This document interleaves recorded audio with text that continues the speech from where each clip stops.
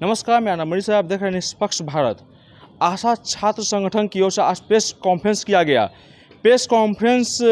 में क्या कुछ कहा गया, फिर इस वीडियो को सुनिए। आज का प्रेस वार्ता में हम लोग को आयशा के बिहार राज्य के अंदर कमल प्रीति जी, आयशा के बिहार राज्य के ज्वाइंट सेक्रेटरी साथी दिव्यम जी हम लोग का प्रेस कॉन्फ्रेंस में उपस्थित है। इस प्रेस कॉन्फ्रेंस का मूल एक बातचीत हम लोग की। आज आयशा का प्रेस वार्ता किया जा रहा है। यह पूरे बिहार भर में किया जा रहा है क्योंकि लोकसभा का चुनाव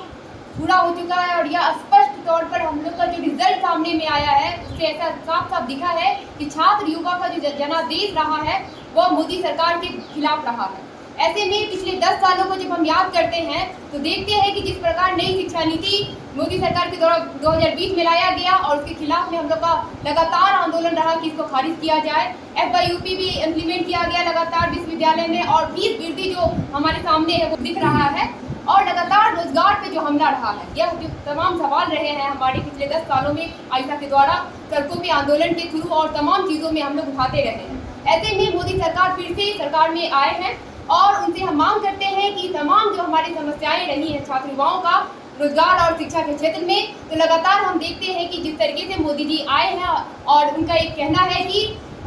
जो है 4 जातियों को बहुत महत्वपूर्ण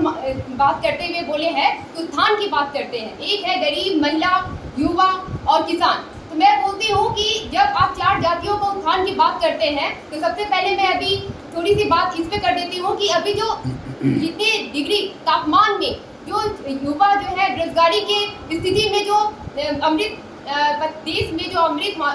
75वां अमृत महोत्सव मनाया जा रहा है और ऐसे में जो 45 से 46 डिग्री तापमान में जो सड़कों के किनारे रोजगार के लिए 75 रुपया कमाने को मजबूर जो महिलाएं और गरीब और युवाएं जो दिख रहे हैं और ऐसे में जो बिहार में 79 लोग जो है गर्मी की हालत के कारण वो मर गए हैं, तो उसके उत्थान कब कीजिएगा जब वो बचेंगे। तो थोड़ा उस पर देखिए और लगातार जो शिक्षा रोजगार पे जो हमला है उसमें हम लोग मांग कर रहे हैं शुरू से ही कि आप न्यू एजुकेशन पॉलिसी के तहत हायर एजुकेशन इम्प्लीमेंट करके जिस तरीके से विश्वविद्यालय को कर्ज में डुबा करके तमाम छात्र युवाओं को एक तरीके से बोला जाए तो फीस वृद्धि होने के कारण लोन लेने में मजबूर होकर के और अभी जो लोन चुकाने में असमर्थ है, ऐसे में तमाम गरीब, दलित, शोषित, वंचित जो बच्चे हैं वो शिक्षा के क्षेत्र से बाहर हैं। और रोजगार की बात करें तो पूरे 45 वर्षों में देखा जा रहा है कि जिस तरीके से बेरोजगारी दर जो है 21.11 से भी अधिक पहुंच गया है और ऐसे में बेरोजगारी दर जो लगातार बढ़ते रहा है और तमाम केंद्र सरकार के अधीन जो सरकारी पद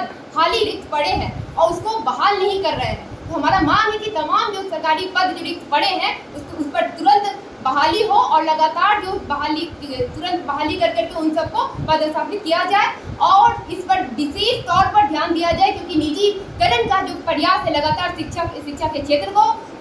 निजीकरण करने का प्रयास है पूरे सरकारी संस्थान को, जो हम देख रहे हैं कि उपक्रमों जितने भी सरकारी संस्थान है उसको किस तरीके से निजीकरण करके उसे एक तरीके से पूंजीपतियों के हाथ में डाला जा रहा है। ऐसे में तमाम जो महंगाई बढ़ रही है वो हमारे सामने है। तो शिक्षा और रोजगार के क्षेत्र को किस तरीके से बचाया जाए, इसमें हम सबका जो आंदोलन है वो आने वाले दिनों में तो आएगा ही, रहेगा ही, आगे आंदोलन तेज होगा। और उसके बाद मैं ये कहना चाहती हूँ कि पूरे बिहार में जो विश्वविद्यालय में जो GS कैश जो हम लोग शुरू से मांग कर रहे हैं कि विश्वविद्यालय में GS कैश इम्प्लीमेंट हो, क्योंकि BHU में जो घटना दिखा है छात्रों के साथ वो देख करके ऐसा लग रहा है कि बिहार के कोने कोने से गरीब, दलित की बच्ची जो है बाहर जाती है उच्च शिक्षा को ग्रहण करने के लिए, लेकिन जब उनके साथ इस तरीके का दुर्व्यवहार किया जाता है, उनके साथ दुष्कर्म किया जाता है, उनकी आवाज़ों को दबाया जाता है, सरकार के जो समर्थक जो लोग हैं वो उनके आरोपी और अपराधी के समर्थन में खड़े होकर के उसे बचाव में खड़े हो जाते हैं। ऐसे में जो लगातार हमला है छात्रों के ऊपर में वो कैंपस में कैसे सुरक्षित रूप से अपनी पढ़ाई को, उच्च स्तरीय शिक्षा को पूरी कर पाएगी। तो सबसे पहले है कि पूरे विश्वविद्यालय में GS कैश को जितना जल्द से जल्द हो उसे लागू किया जाए और डमी ICC को रद्द किया जाए। उत्पीड़न हुए उसके ऊपर कोई किसी तरह की कार्रवाई नहीं की गई, तो अब उसी का खामियाजा केंद्र के भीतर खास करके नरेंद्र मोदी और भाजपा को झेलना पड़ा है। छात्र, युवा और नौजवानों की जो जनादेश है वो तो इनके खिलाफ है और अब एक जो नई सरकार बनी है उसमें बिहार का भी एक बड़ा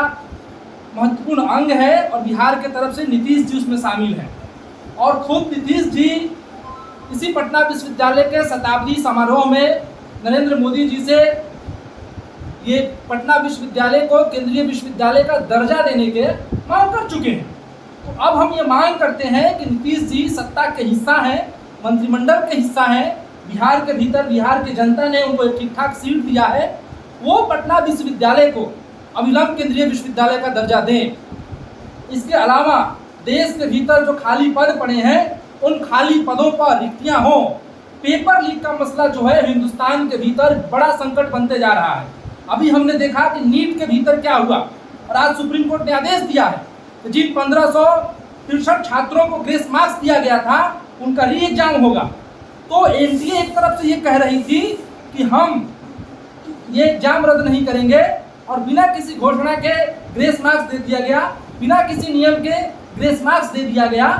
तो इसमें और सुप्रीम कोर्ट ने आदेश दिया एनटीए के खिलाफ, तो एनटीए की भूमिका की भी जांच हो। देश के भीतर जितने एग्जाम्स हो रहे हैं उसमें एनटीए की भूमिका की जांच हो। और भारतीय जनता पार्टी और एनडीए ने इस चुनाव में ये अपने घोषणा पत्र में वादा किया है कि हम पेपर लीक को लेकर के ठोस कानून बनाएंगे, हम पेपर लीक को लेकर के बेहतर उसको उचित कदम उठाएंगे। तो सवाल उठता है कि आपके शपथ ग्रहण करते ही देश के भीतर इतना बड़ा नीट का स्कैम हुआ और एजुकेशन मिनिस्ट्री की तरफ से कोई बयान नहीं आया, सुप्रीम कोर्ट में लोगों को जाना पड़ा, उसके हस्तक्षेप के बाद चीजें सुधरी है। आपने सुना, इनका साफ कहना है कि पटना यूनिवर्सिटी को सेंटर का दर्जा दिया जाए। साथ ही साथ ये भी कह रहे हैं कि पेपर लीक जो भी हो रहा है उस पर जल्द से जल्द कार्रवाई की जाए। आप देख रहे हैं निष्कर्ष भारत। चैनल को लाइक करें, सब्सक्राइब करें। धन्यवाद।